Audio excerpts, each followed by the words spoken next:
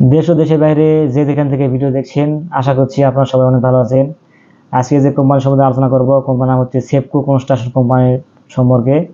এই সেপকো কনস্ট্রাকশন কোম্পানির সম্পর্কে আমি আগেও একটা ভিডিও বানিয়েছিলাম। বর্তমানে এই সেপকো কোম্পানির কি আপডেট আছে সেটা নিয়ে আজকে ভিডিও হবে। চলুন ভিডিও শুরু করি। হ্যালো, আসসালামু আলাইকুম। আমি মুকুল বলছি নুরে শহর ইন্টারন্যাশনাল অফিস থেকে। আমাদের আইডি নাম্বার 2602।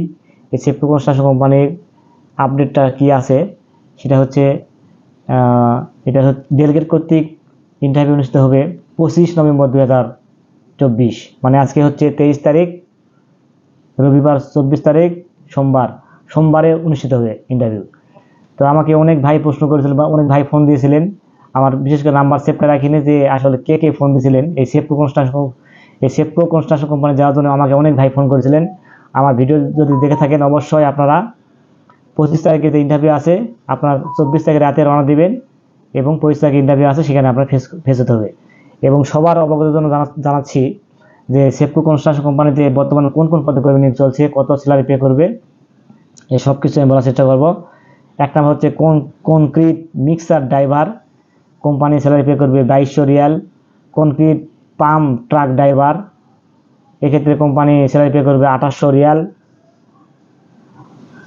ভূখণ্ড ক্রেন অপারেটর, এক্ষেত্রে কোম্পানি স্যালারি পে করবে 2800 riyal. Crawler crane operator, company salary pay করবে 2800 রিয়াল। লোডার অপারেটর, এক্ষেত্রে কোম্পানি স্যালারি পে করবে 2500 রিয়াল।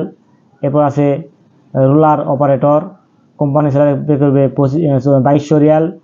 এরপর আছে স্প্রিংকলার ড্রাইভার, এক্ষেত্রে কোম্পানি স্যালারি পে করবে 2200 রিয়াল। এরপর আছে ম্যান লিফট অপারেটর, এক্ষেত্রে কোম্পানি স্যালারি পে করবে 2500 রিয়াল।